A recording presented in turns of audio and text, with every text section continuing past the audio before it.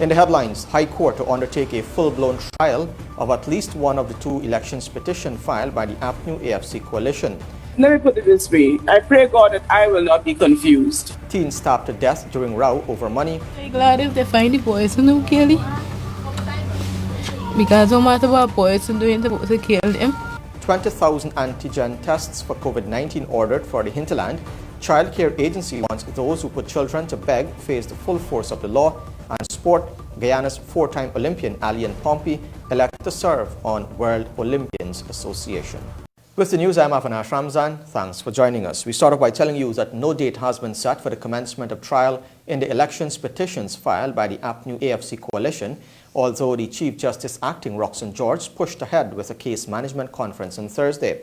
Justice George used the opportunity to raise several concerns which she expects the interested parties to address at a later date, and also resisted requests to have the two petitions heard separately. Kurt Campbell reports.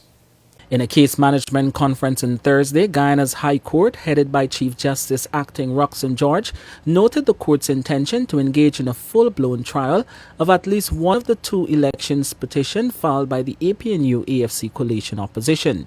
While a date for the commencement of trial was not set at Thursday's case management conference, the court will meet again on November 24, 2020 to hear an application on behalf of the fourth respondent, and again on November 26 and 30th to hear brief oral submissions in an application filed by Vice President Bar Jack Dio's attorney, Douglas Mendez. The Trinidadian senior counsel is contending that Jack Dio, who's named as a respondent, was not properly served the petitions.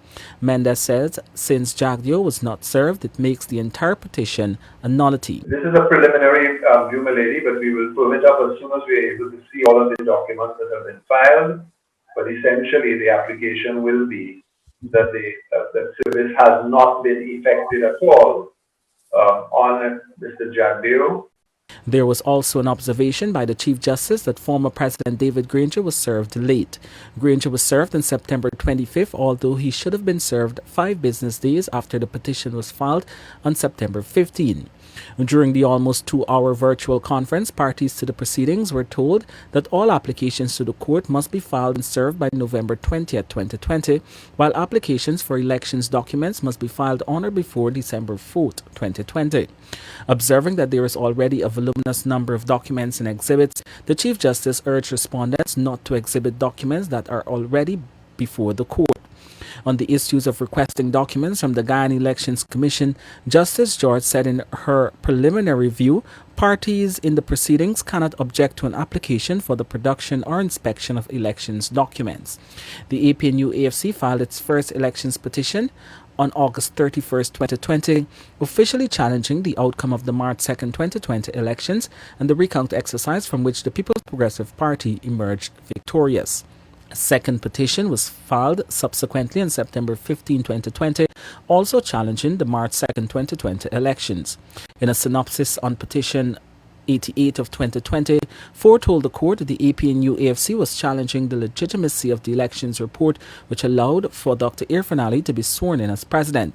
He said his team intends to call no witnesses. He explained that there is no need to lead evidence because the defense will be relying on affidavits and exhibits on file.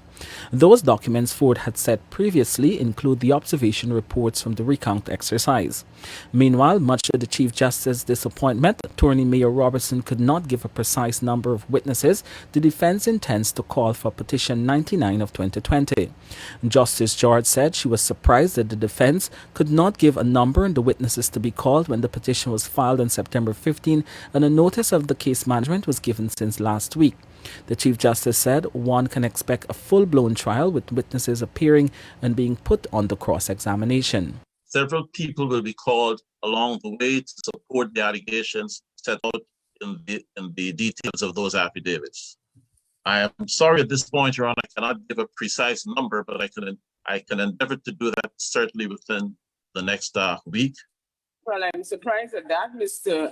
Robertson, because having filed the petition on the 15th of September, and it's very voluminous in its thing, one would expect that you would know how many witnesses you would be calling. The Chief Justice used the opportunity to put respondents on notice that if they do not oppose the petition, they will not be allowed to be party to the proceedings.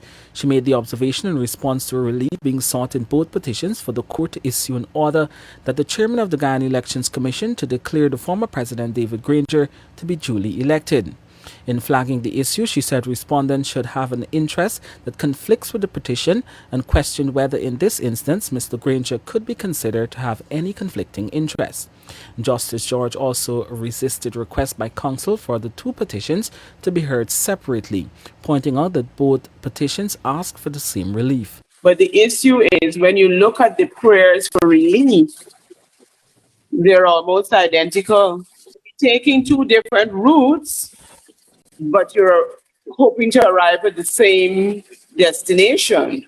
While that may be true, Your Honor, because of the different nature of the two petitions, the course of trial is likely to proceed very differently in relation to 99 than it is with 88. And even though both petitions seek the same relief, to try them both together, just because the method of proving is so different in the two cases, it could lead to some confusion, Your Honor. Confusion on whose part? Your Honor, there's several counsel involved in these matters. And some of the orders, for instance, that might be sought along the way in 99, with respect to evidence, with respect to production of documents, would not necessarily apply to 88. And we don't want to create a situation, Your Honor, where people try to use procedures and applications that were relevant only to 88, only to 99, to bog down 88 or vice versa. No, Mr. Robertson, be assured. Let me put it this way. I pray God that I will not be confused. Ultimately, the coalition wants the Supreme Court, after hearing its petition, to cancel the March 2nd polls, which saw it losing the seat of government, and order fresh polls within 90 days. If they succeed in their case, the petitioners are seeking orders from the court to declare that elections were so badly held that the result from it cannot be deemed to be the will of the people. At the same time, they want the court to throw out the elections and have David Granger declared as president under those very elections they claim were conducted against the electoral laws and constitution of the country. The petitioners want the Guyana Elections Commission GCOM to use the vote count from the 10 returning officers to declare the results of the elections. That would include District 4 vote count, which has been contended as fraudulent. The petitioners contend that the Chief Elections Officer was not required to use the data from the National Vote Recount to produce his elections report from which the results were declared. Kurt Campbell. And shortly after Chief Justice Acting Roxanne George wrapped up her case management conference on the two elections petitions filed by the APNU-AFC coalition, the opposition parties insisting that the petitions be heard separately. Senior Counsel Roysdale Ford, representing the coalition, is insisting that it would not be prudent use that should be of the judicial time to hear the petition jointly. He said the first petition filed on August 31, 2020 and the second petition filed in September 15, 2020 are very different, pointing out that while there will be no leading of evidence in the first petition, the second petition will require a trial. Ford said if the Chief Justice decides to hear the petitions jointly, it will amount to a waste of time. The Chief Justice is correct in a very concise way. The elections petitions are only filed seeking to challenge an election and to ensure that the government that would have been purportedly declared as elected would be set aside. But an examination of the relief actually sought in the elections petitions, both of them, are completely different. They're premised on completely different set of facts, set of circumstances. And that is why I asked the Chief Justice towards the end of the case management conference not to make a determination as to hearing these elections petitions necessarily together. And I asked the court to review her position or her likely position in this regard. because they're completely different issues. They will go on for different lengths of time. So they're completely different in that respect. In looking at it from the point of view as to what they seek, yes, both of them seek the removal by the court through the election petition process of the PPP government. So they seek the same end in that respect. Now, police are on the hunt for 3 men who murdered 18-year-old Adrian Perlet during an argument over money. Perlet of East Rankville, Georgetown, was stabbed to the chest outside of a friend's house at Hoopy Lane between Durban and Hatfield Streets Wednesday night. His family believes he was killed over an old grievance relating to a motorcycle. Isnella Patwa reports. Regional Commander Simon McBeam told the newsroom that 3 men approached 18-year-old Adrian Perlet and demanded money from him. After Perlet told them he had no money, they began arguing. The teen subsequently walked away from the men, who then followed him and stabbed him to the chest. The incident occurred at about 2100 hours outside of a friend's house at Hoppy Lane between Durban and Hatfield Streets on Wednesday. The friend reported that he heard Perlet screaming and found him lying in a pool of blood. He was taken to the Georgetown Public Hospital, where he died while receiving treatment at about 2 hours Thursday. His sisters Alicia Duke and Candace Moria told the newsroom that he did not deserve to be killed like that. Like 2 days back, he called me phone. Asked if he know the number. I'm glad if they find the person who killed him. Because no matter what person doing, they're supposed to kill them. If they do something wrong, hand them over to the law and let the law deal with it. Whatever story you argue, shouldn't kill him. Because otherwise, and he's getting a little trouble and bias. He's a nice person.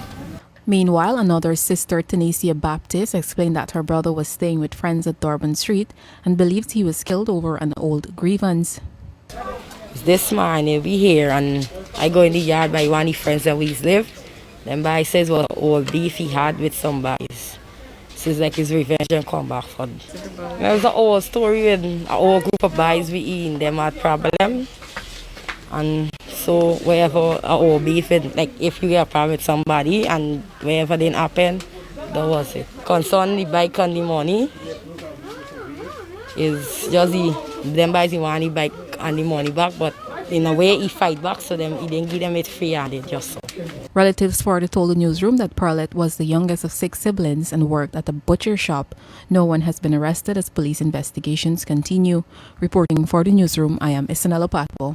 When the newsroom returns, 20,000 antigen tests for COVID-19 ordered for the hinterland regions and prison escapees recaptured. Stay tuned. This is the newsroom. The Ministry of Health has ordered 20,000 rapid antigen tests, which will help to increase testing in the hinterland regions. The tests are expected to arrive in Guyana next month. The kits will provide results within 45 minutes and reduce the waiting time for hinterland residents, which has not decreased despite several interventions at the National Public Health Reference Laboratory. We have on order an antigen test. So this is not the RT-PCR test that we take samples and bring them to the lab. This antigen test is one where right at the site where you're seeing the patient, if you suspect them to have COVID, you can run the test there and within 45 minutes you'll get back the results.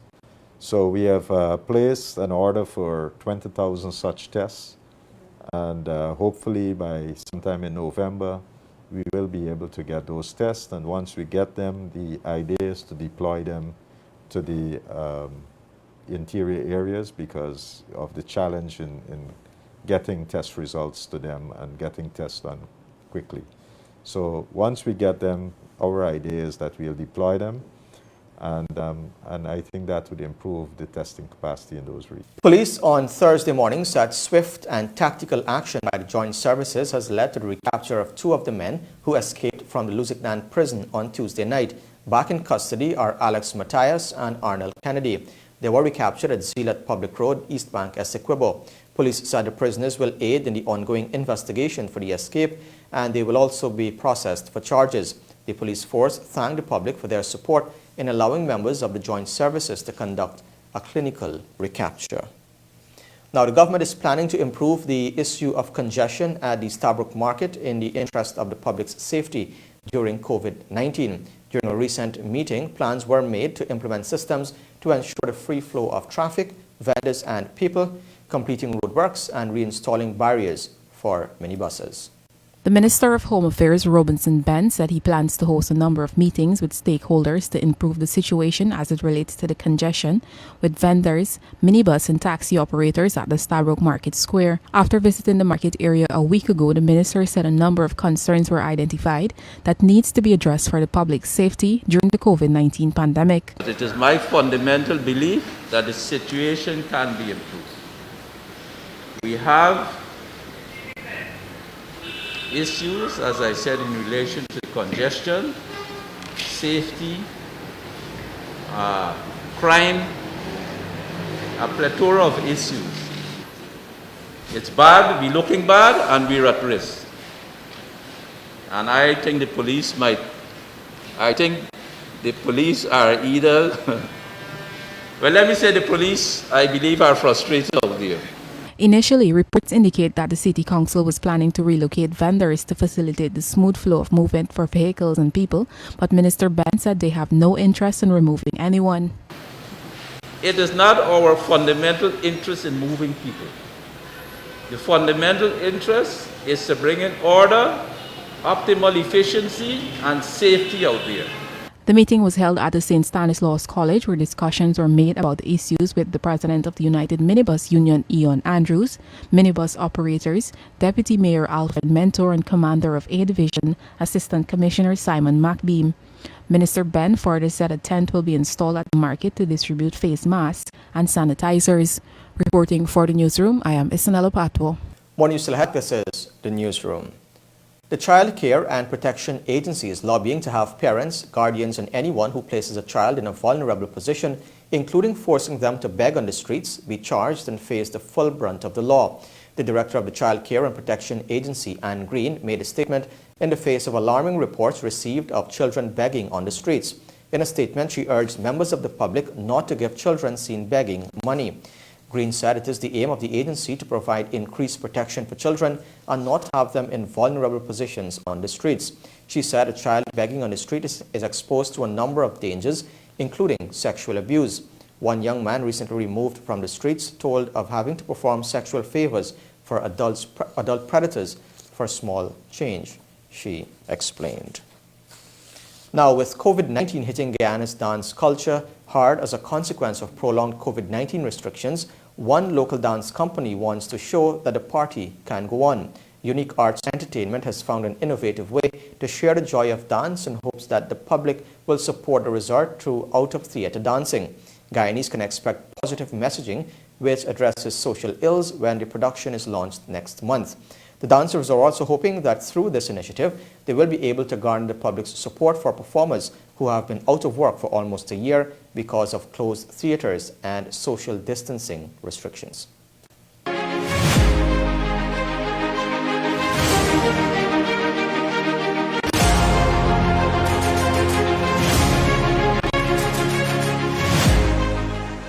Hi, my name is Kelton Jennings and I am the Director of Unique Arts Entertainment.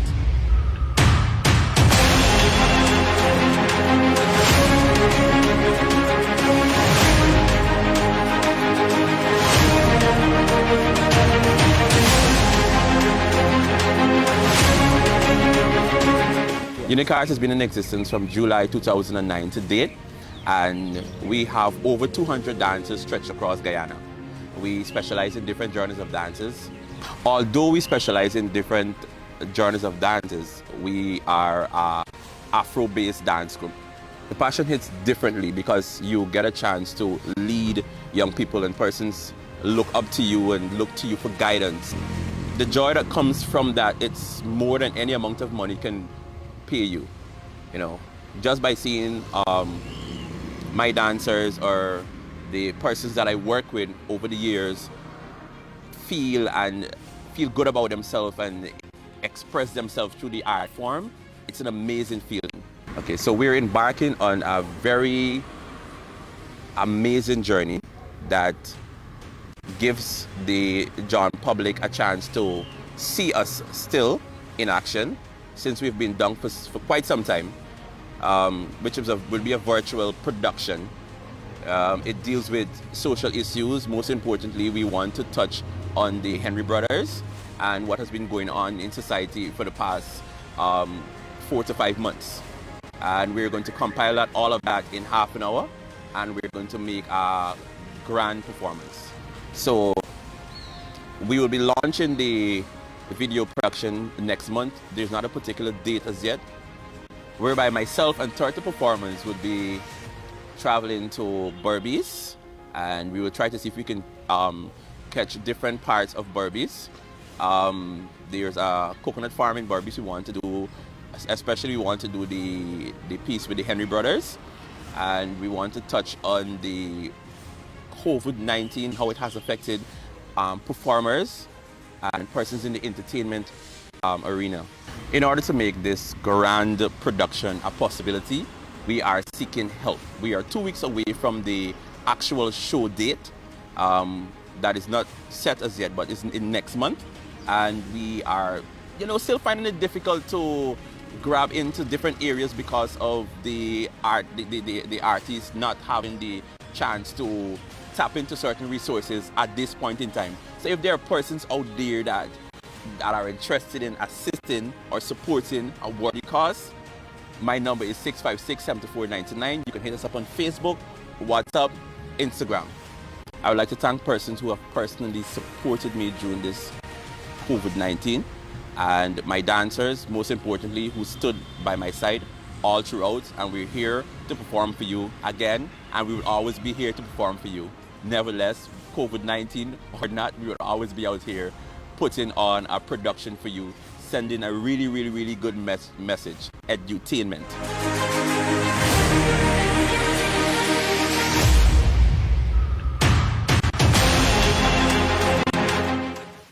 When the newsroom returns, the financial, weather and bridge reports along with sports. Welcome back to Newsroom. Now for a look at what's happening in sport, we're starting off with some athletics news. Four-time Guyanese Olympian Alien Pompey was on Thursday named an executive committee member of the World Olympians Association. She will represent the interests of female athletes in the Americas. Pompey got the nod for the position during the World Olympian Association General Assembly, which was held on a virtual platform on Thursday. It was an interesting process to go through. I think we all can agree that the World Olympians Association is a significant organization, and it's not something that I took very lightly. The person I was running against, Frida Nichols from Barbados, herself is an accomplished Olympian, and she's been working in sports administration with IAAF, now World Athletics, and a number of other sporting bodies across the world, including her National Olympic Association, where she's made a tremendous impact over the years. So, I think based on that alone, I feel a tremendous sense of honor and responsibility to take over from her, and I've already told her that I plan on continuing to use her as a resource. And of course, the ever gracious woman that she is, she's always interested in the betterment of sport in the region, so she's agreed to continue to help and assist. And just generally, I'm grateful for the support that I've received from the other member countries that voted for this position in the elections, and I look forward to working with each of them and making sure that the continued progress and success of the Americas is noted internationally. Cricket news now. Cricket West Indies President Ricky Skerritt has once again dismissed the notion that players will be punished if they opt not to take up international duties with the West Indies team. However, in ideal circumstances, he hoped that players would opt to play for the West Indies instead of numerous leagues worldwide. Speaking in a recent interview on Sportsmax TV, Skerritt was questioned on players declining West Indies selection but are drafted for T20 leagues which are being played concurrently with West Indies matches. Andrew Russell and Chris Gale, who did not feature in the West Indies squad to face New Zealand in 3 T20s from November 27th to the 30th, were on Monday drafted in the Lankan Premier League, set to bowl off on November 21st.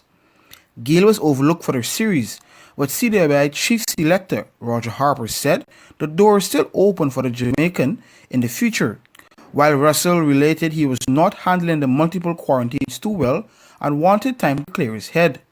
However, if he does go to Sri Lanka, he will have to undergo quarantine for at least 2 weeks. We don't know for a fact that a player is drafted and seeking to play in that league until such time as we receive requests for NOC. We have received none for the player involved, and so we have to assume that he's not playing until such time as we see evidence that he's playing. But let me just remind you that, first of all, that particular player is not contracted to Cricket West Indies. Some years ago, the courts basically told Cricket West Indies that you cannot restrain the trade of players who you have not contracted otherwise. Despite the legal blanket which protects the players, the CWI president hopes they would put country over personal gain. Even if he's invited to play for Cricket West Indies, there's no obligation whatsoever. Now, is that something that we like to hear? Of course not. We would like to believe that it's, country above self, West Indies above leagues, and so on. The former West Indies team manager who took over CWI presidency in March 2019 further explained his regime has no intentions of holding malice towards any decision players make regarding unavailability for selection. The selectors will deal with each situation individually, but the selectors can also decide that if there is a player who doesn't fit into their long-term plans, that they don't pick that player, even if that player is performing well. But that is up to the players based on selection policy, which ultimately says we want to put on the field of play the best available team at any point in time. Selectors cannot be, will not be members of a tribunal of disciplinary proportions. Roger Harper heads the current selection panel, which includes Miles Bascom and head coach Phil Simmons. For the newsroom, Akin Green. We tell you now that Guyanese all-rounder Romario Shepherd has been named as Dwayne Bravo's replacement for West Indies' upcoming 3-match T20 series against New Zealand in late November. Shepherd was called up by the selectors after Bravo suffered a right groin injury, which ruled him out of the ongoing IPL. Shepherd picked up 6 wickets for Guyana Amazon Warriors in this year's CPL, with his death bowling being a major standout. Shepherd has so far appeared in 5 ODIs and 2 T20 matches after making his international debut in 2019. The 25-year-old said he's looking forward to grabbing the opportunity when West Indies take on New Zealand in 3 matches on November 27, 29 and 30. Now, the Cricket West Indies chief selector Roger Harper has defended the move to axe the middle-order batsman Shea Hope and retain opener John Campbell and off-spinning all-rounder Rakeem Cornwall for the test aspect of the upcoming tour of New Zealand. Speaking on Mason and Guest radio show in Barbados this week, Harper touched on the selection methodology employed by the selection panel. Shea Hope, West Indies' leading ODI batsman, has endured a lean patch in Test cricket ever since those twin hundreds in the famous Henley victory over England 3 years ago. After a superb 90 not out in first innings against Zimbabwean Bulawayo, less than 2 months after his Headingley heroics, Hope's Test career has nosedived, leading to questions over his continued selection for the longest format. In 38 innings since then, the right-hander has managed just 2 50s, small ones at that, with the highest being 67 against Bangladesh in Antigua in July 2018. During this period, Hope has 13 single-figure scores and 21 scores under 20. In 19 of those innings, he was dismissed bowled, leg before or caught behind. That his Test average is now 26.27 and his ODI average is 52.2 tells a story of a player struggling to find his feet in red ball cricket. Shea Hope hasn't been performing to the sort of level we know he's capable of in the Test arena. And, this has been going on for a while. So this is an opportunity for him to go back to the drawing board and rediscover his game, rediscover his mojo, and come back a much player who is ready to demonstrate the sort of quality and ability that we know he has. You would remember that we took a similar position with Darren Bravo, right? And Shea Hope has been given the opportunity to go and rediscover, the sort of consistency and form and performance that we know he's capable of on a consistent basis. Like Hope, opener John Campbell has struggled. In 6 innings in England, he managed just 84 runs and has a solitary 50 in 18 innings, averaging 25.46 per innings. Despite these numbers, Campbell has retained his place, which many felt should have gone to the wicketkeeper and opener Joshua De Silva, who made an unbeaten 100 and a 50 in a practice game in England earlier this year. There was a lot of debate on that position, and a lot of debate, extensive debate, and in the end the panel decided, to give him another run. There were concerns in some quarters as well regarding the retention of Rakeem Cornwall, who went wicketless in his lone test match in England. We decided on continuing with Rakeem because we think that in the right conditions he's our most potent spinner, as displayed on, when he had the sort of track that suited him to bowl on against Afghanistan. So came because we still think he's our most potent spinner. So he was chosen because of that. While it might be very similar to what Chase does, we still think that he's our most potent spinner. West Indies play New Zealand in 2 test matches, the first starting on December 3 and the second on December 11. Reporting for Newsroom, I'm Avinash Ramzan. And finally, Manish Pandey and Vijay Shankar stroked contrasting 50s to lead Sunrisers Hyderabad to an easy 8-wicket win over Rajasthan Royals in match 40 of the IPL on Thursday in Dubai. Chasing 155, Sunriders were rocked by Jofra Archer, who dismissed both David Warner and Johnny Bairstow cheaply with just 16 runs on the board. However, those were the only successes for Rajasthan, as Pandey and Shankar added 140 unbroken for the 3rd wicket to seal the win. Pandey struck 8 sixes and 4 fours in 83 not out of 47 balls, while Shankar made a more sedate 52 not out of 51 balls as they won with 11 deliveries to spare. Earlier, Rajasthan posted 154 for 6, with Sanju Samson making 36, Ben Stokes 30, and Rian Parag 20. Bowling for Sunrisers, Jason Holder, playing his first game this season, had 3 for 33. Sunrisers' 4th win took them to 5th spot, while a 7th loss for Rajasthan has them in 7th position. IPL action continues tomorrow with Chennai Super Kings playing Mumbai Indians from 10 hours in Sharjah. And with that, we've come to the end of the news for this evening. Of course, you can find updates on these and other stories on our website, Newsroom.gy, our Facebook page, and Instagram. On behalf of the entire news team, my name is Avinash Ramzan. Thanks for watching. Be safe. See you next time.